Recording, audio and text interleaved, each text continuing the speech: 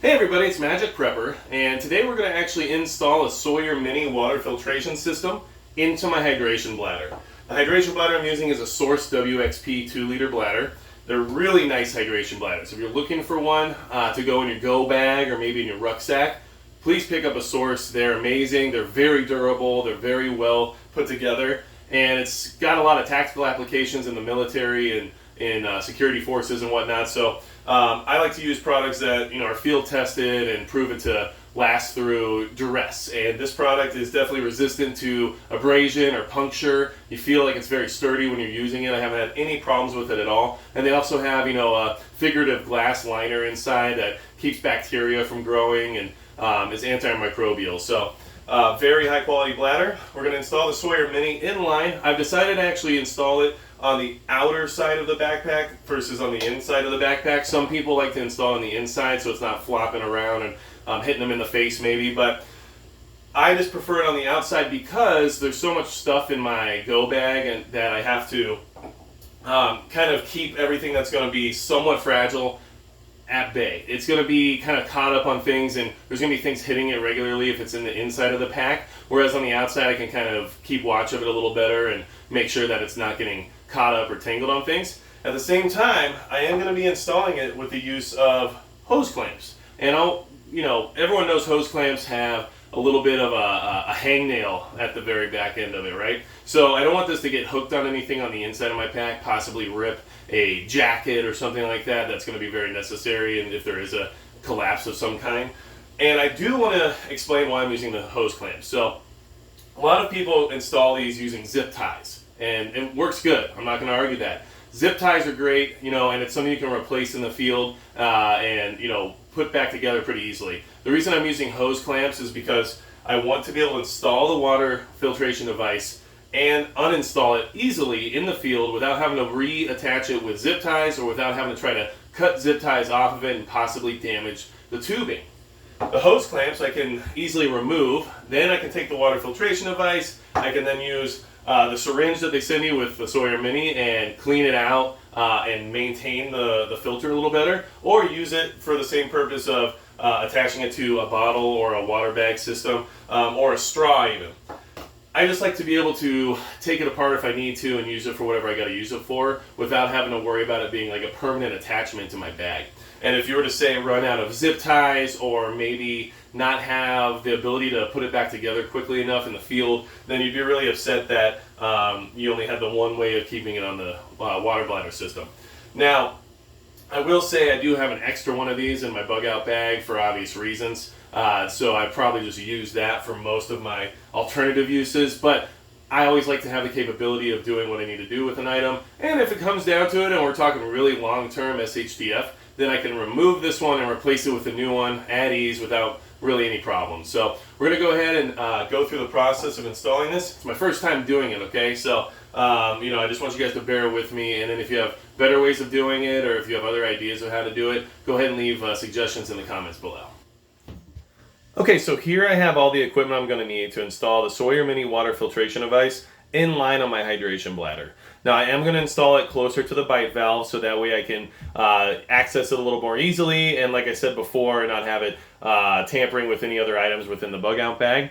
If you do want to install it closer to the beginning of the tube, you're more than welcome to. That probably is very efficient for a lot of people. Just for me, and especially using the hose clamps, I don't want to cause any problems, especially close enough to the end of the tubing towards the start of where the hydration bladder connects to it. You're going to possibly have those hose clamps ripping into the bladder itself. So I don't think that's worth the risk. And I also want to be able to manipulate the filter device and get access to it a little bit easier if I need to. So it's going to be on the outside of the backpack. All I'm going to have to do is cut the tubing, insert both ends of the water filtration device, and then hose clamp it down. And that's it. I mean, then it'll work and should be a nice addition to my bug out bag, which I am preparing for a video very soon. So this is one of those steps in the process for me getting that bag ready to be able to show you guys. So we'll go ahead and get started here, and you can watch me fumble around the way that I usually approach most projects. Okay, so I'm going to go ahead and cut the tubing about 6 inches away from the bite valve to give myself enough space for the water filtration device to be away from when I'm using it, but at the same time have it outside of the bag and accessible if I need to make adjustments or use it for another purpose. I'm going to go ahead and use some commercial shears to cut through the tubing. These Source WXP hydration bladders are very robust, and I didn't feel like a box cutter or some kind of X-Acto blade was going to actually get through it as quickly as I would like it to get a clean cut. So these shears are my best option right now. I'm going to go ahead and cut it, and then we will attach the hose clamps on both sides of the tubing, and then we'll move forward and install the Sawyer Mini.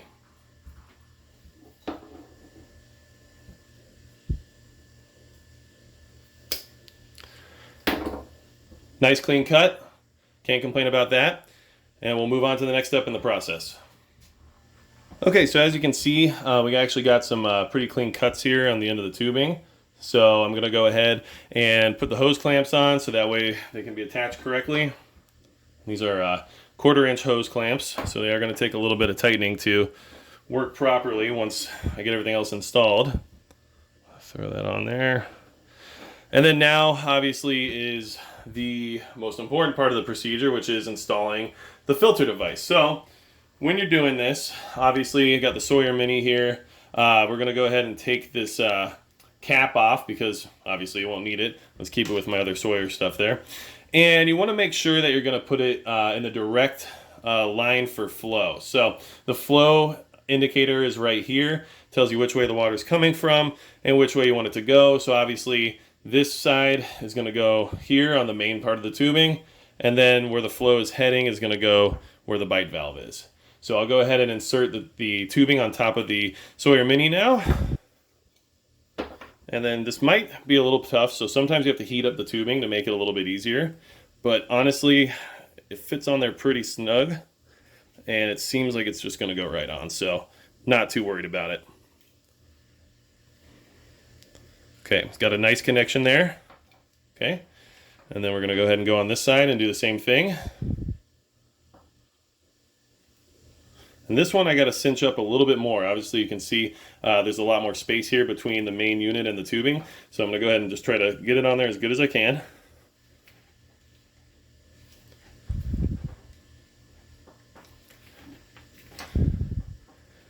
All right, almost got it.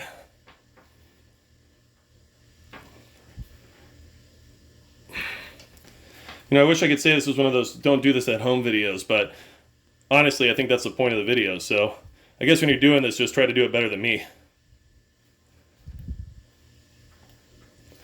All right. And that's about as good as I'm going to get it, I think. So, okay, everything's connected. Looks pretty good. There's no reason to think it's not going to operate correctly. And then we'll go ahead and hose clamp it down. Okay, so now we got the hose clamps in position and we're going to go ahead and tighten them down.